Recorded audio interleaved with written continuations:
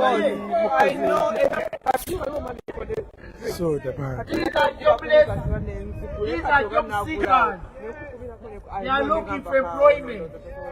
But in Uganda, we have over 50 qualified Ugandans who cannot get job in there. Look at this foreigner, being a Ugandan. Shame on you, man. I hope you are not from Uganda.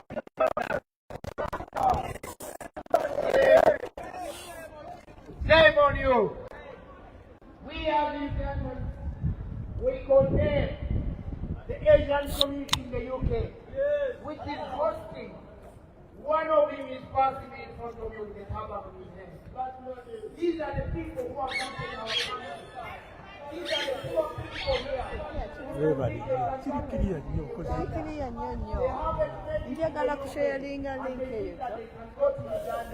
Simanyi kubira mukobizi gye byakuteka. Okay, simanyi gomanyi loozi. Ebyaki? Ebyokwekonectinga ku linki ya Jebbi. Yeah, they're who are helping the junta after 42 years in power, torturing, raping, murdering, land grabbing for the last 41 years, is still being supported by the Indian cartel led by the family of the ambassador, who is of an Indian origin. And today, we are calling on the Museveni family who are running the root business in Uganda to stop it. They are the same people who are selling, buying. They are the people trafficking. One of their business is human organ trafficking. These Indians you see in your hotel, they kill Ugandans, harvest their organs, send their organs to India. 2 billion Indians need transplants. Out of the 2 billion, you'll get like 10 million Indians are waiting for organ transplant. Now, one of their business in Uganda, they murder Ugandans and they harvest their organs and they traffic those organs to India for sale. I'll give you an example. A kidney in India costs $75,000 US. One kidney. That's the business of this cartel from India. The so-called investors who are investing in our lives, in our torture, in our rape. We are here today to tell the Museveni family and Sudhir that enough is enough.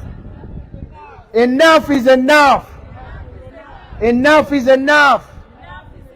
The Indian cartel running our minerals, they should leave those minerals to Ugandans. We are calling on the Sudhir family and the Museveni who have decided to rob Ugandans of their riches. Today, they are having a so-called business conference in this beautiful Royal Horse Guard Hotel. The money spent today is enough to build 5 schools in Uganda. After 42 years of funding by the UK government, still Uganda is a begging basket.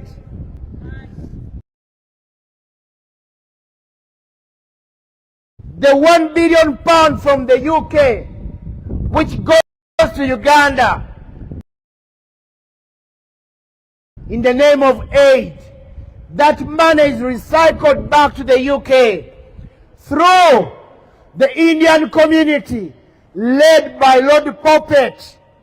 Lord Puppet is a man who sanitizes and cleans and mobs the crimes of the brutal dictator Museveni, the junta of Uganda. Yes. All the crimes committed by the junta of Uganda is being mobbed and sanitized by Lord Puppet, who sits in the House of Lords. He's a man of Indian origin. This is a man who ran away from Idi Amin.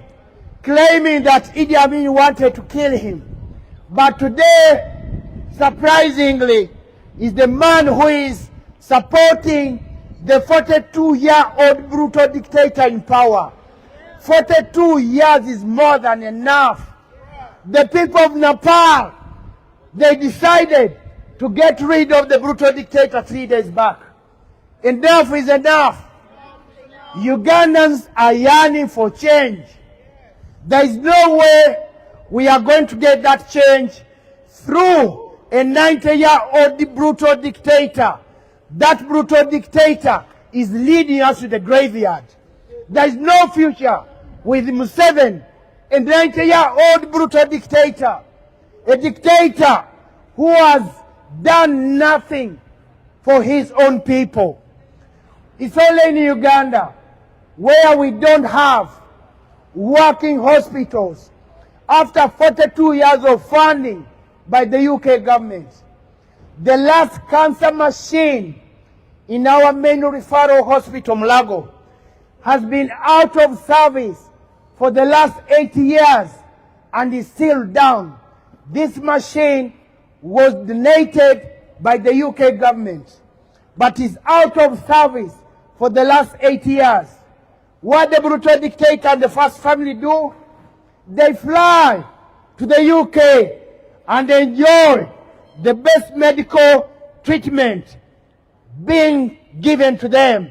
One of the hospitals they frequent come to, St. Thomas Hospital, while Ugandans in Uganda cannot even afford a £1 paracetamol under this junta. People power, our power, NUP, everywhere. Make it a simple calculation.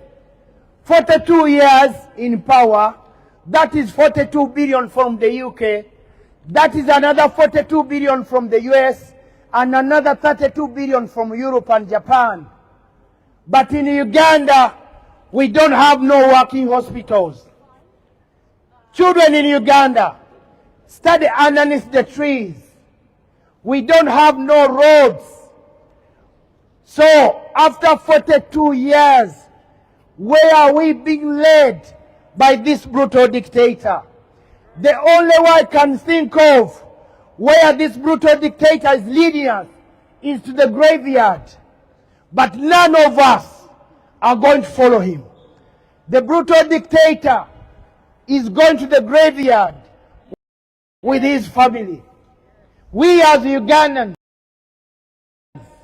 will never accept, and that's why today we are standing in front of the Royal Host Gas Hotel to condemn why they are associating themselves with such a lethal, brutal dictator, the junta, Museveni of Uganda. People power, our power, NUP, everywhere.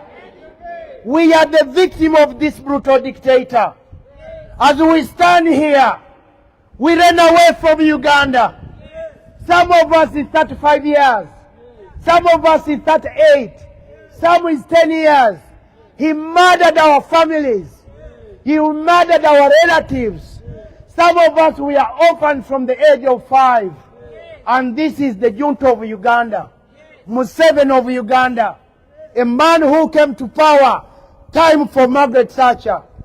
People power. Our power. NUP.